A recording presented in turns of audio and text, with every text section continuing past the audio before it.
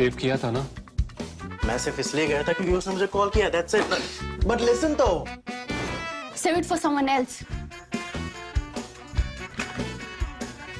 जिंदगी में सेव करना जरूरी है, मगर जब बात पैसों की हो, सिर्फ सेविंग से काम नहीं चलेगा। इक्विटी म्यूचुअल फंड्स में इन्वेस्ट कीजिए और अपने सेविंग्स को आगे बढ़ने का मौका दीजिए। Mutual fund investments are subject to market risks. Read all scheme-related documents carefully.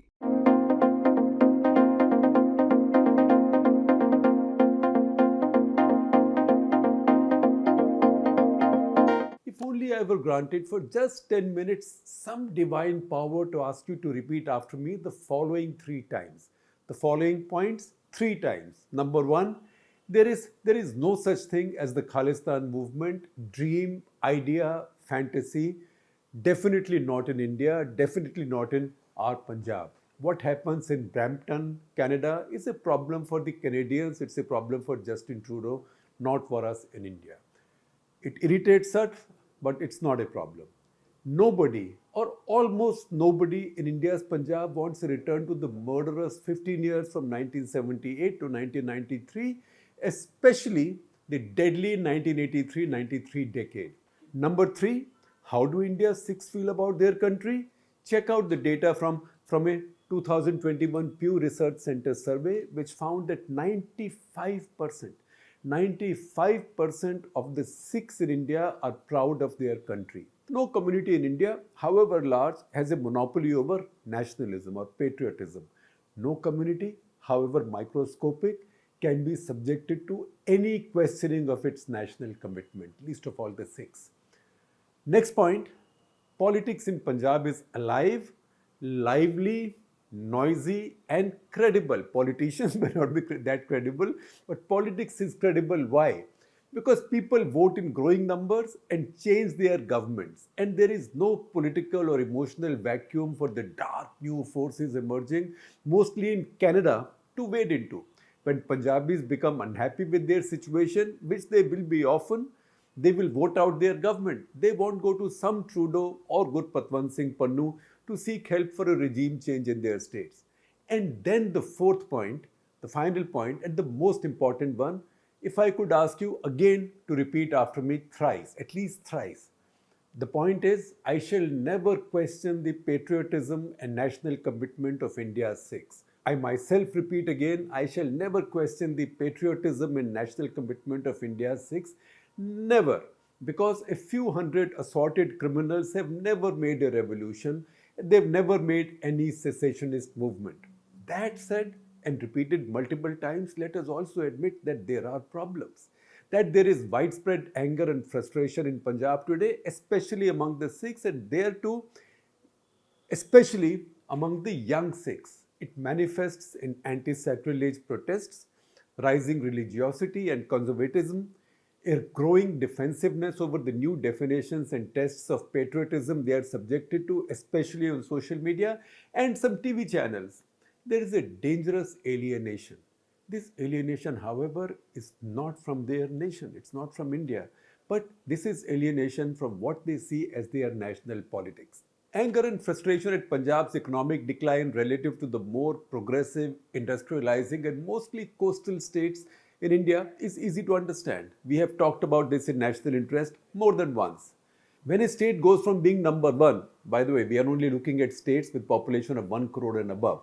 When a state goes from being number 1 to number 13 in about 20 years, it not only hurts its people economically, but also damages their self-esteem. That's particularly traumatic for a community used to being so dominant.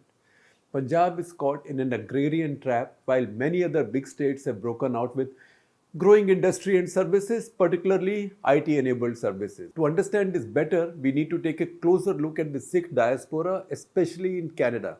In 2020-21, the last year for which full detailed data is available, India received the equivalent of US dollars 80.2 billion in foreign remittances from across the world. The US topped the list, no surprises. The US topped the list with 23.4% of all remittances, followed by UAE, you might say, all right, UAE because so many Indians work there, UAE, then the UK, Singapore, Saudi Arabia, Kuwait, Oman, Qatar. By the time we reach Qatar, we are already down to 1.5% of all remittances. Did we forget Canada, you might ask? Don't we have such a large, prosperous, and happy Punjabi, mostly Sikh community there? Aren't they sending loads of money back? The data gives you an insight into the politics and the deeper crisis both in our Punjab and Canada's many little Punjabs. Remittances from Canada, from a large Indian origin community of about 1.4 million or more, or maybe a little bit more, out of which about 10 lakh are Punjabis, of which 8 lakhs are Sikh. Their remittances to their homeland rank at number 12, behind Hong Kong, Australia, and for heaven's sake, Malaysia. It totals up to a mere 0.6%, 0.6% of the total figure, just over one half of a 1% mark. What does this tell us? I'd hazard to say two things. One, tangible, and the other, a conjecture. The first is that the Sikhs in Canada are still employed in lower wage jobs or really small businesses that do not produce enough surpluses to send home. Remember, even Hardeep Singh Nijjar had gone there. He was working there as a plumber, and by this time had built a small plumbing business, employing a few more plumbers. This is unlike the many white-collar employees in the US, the UK, and even the UAE and Saudi Arabia. On the skills and employment value chain, the Punjabis have fallen behind their peers from India's south and the west. Punjab is trapped in a peculiar irony. Its people are not poor. The state has among the lowest poverty scores in the country. It also has among the lowest inequality rates in the country. However, its economy is mostly agrarian, and while the farms do produce some surplus, the young no longer want to work on them. That is done by cheap labor imported from the Hindi heartland, mainly Bihar and eastern Uttar Pradesh, the so-called bhaiyas in Punjab. At the same time, Punjab's own young people spend years and burn family savings, beg, steal and borrow to somehow get to Canada, where they are needed for precisely the same kind of jobs, the equivalent of the same kind of jobs that they hire their bhaiyas for in India, in their Punjab. This also brings us to the less tangible reason, and my conjecture, besides low surpluses, that remittances from the Sikh diaspora in Canada are so tiny. It is that a lot of money is sent back to families through informal channels, what is sometimes called hawala. It is needed to pay for the immigration almost entirely to Canada of other members of the family. The current going rate in Punjab is upwards of rupees 50 lakhs per person. It is now a well-oiled racket that nobody can stop.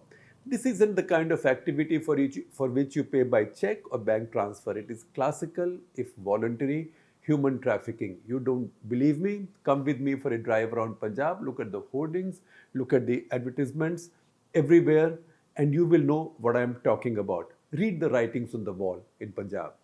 Punjab achieved its peace by 1993 from terrorism. It's been 3 decades of peace since then. The peace has been so total that the state is safer than anywhere in the Hindi heartland now. If its people haven't seen a real peace dividend, however, it is a massive failure on the part of its political class. This fuels anger and frustration. No Punjabi wants to be left behind, but they know that they've been left behind. This fuels anger and frustration. That is, however, topped by something more troublesome, apprehension over our national politics and the Sikhs' place in it. Not only do the Sikhs see themselves as marginalized, especially after the BJP-Akali breakup, they also fret over the rise of the BJP, Hindutva, and the growing clamour for a Hindu state. Come with me for a walk around Punjab and ask a Sikh, young or old, if they want Khalistan. Almost all will say no, unless somebody blessed with a really wicked sense of humor wants to pull your leg and says, yes, I want Khalistan, do what you can to me, bit like that, mocking you. Then ask them why they don't push back at those who raise the slogan of Khalistan. Why don't they resent it? Why don't they get angry? If you ask just a few Sikhs on any street in any village this question, soon enough somebody will confront you with a counter question. If people can talk of a Hindu Rashtra, why get so upset if others talk of a Sikh nation? If you can create a nation on the basis of one religion, why not for another? It's an argument. It's an argument. They are answering rhetoric with rhetoric. The rise of this all-powerful BJP, lack of representation for the Sikhs, especially Punjab Sikhs, the isolation of the Akali Dal and what they see as victimization of the Muslim minority has had a deep influence on the mood in Punjab. You can live in denial if that's what makes you comfortable, but not for long. Remember how the Sikhs in Gurgaon offered their gurdwaras to Muslims, denied permission for namaz in the parks or on the streets, or the bonhomie at the langars Muslim activists organized for the Sikh farmers at protests outside Delhi? The BJP miscalculates gravely when it puts the Sikhs in the same basket as the Hindus. It miscalculates gravely when it presumes that the Sikhs still carry their antagonisms for the Muslims going back to the times of the great gurus or even more recent partition. Here is something that I say with due care. There is no state in north, northwestern, central India, maybe with the exception of Tamil Nadu in the south, there is no state in all of India where the BJP is as unpopular as it is in Punjab. There is no community in India that distrusts the BJP as much as the Sikhs do in Punjab. I am not speaking from any instinct. I am making no conjecture. I am not speaking from any straw poll. I am just looking at the results of the last assembly elections which BJP contested by itself. In that election, Aam Aadmi Party, which went from outside, got more than 42% of the vote. Congress, which was the incumbent being rejected, got 22% of the vote. What did the BJP get contesting by itself because they dropped their Akali allies? It got 6.6% of the vote. That is the figure, that is the data point that tells you how unpopular the BJP is in Punjab and with what level of suspicion and distrust is it seen there. Now, I also dare to say that a lot of this comes from this miscalculation and a deep ideological misconception that who are the Sikhs if not Hindus in another manifestation. The Sikhs obviously don't see it that way. They are not part of this Muslim, non-Muslim polarization. 77% of all Indian Sikhs live in Punjab. The same 2021 Pew survey that tells us that 93% Sikhs are proud of living in Punjab and 95% are proud to be Indian underlines another important data point that 8 out of 10 Sikhs, underline that number, that 8 out of 10 Sikhs, that is nearly 80%, see communal violence as a big problem in the country. That is more than the Hindus and even the Muslims at 65%. Remember, the Sikhs also faced communal violence. Remember 1984 as well. It is the failure of the BJP and RSS politics to see and appreciate this nuance that's adding to frustration and anger in Punjab. And this is what the renegades in Canada are playing with.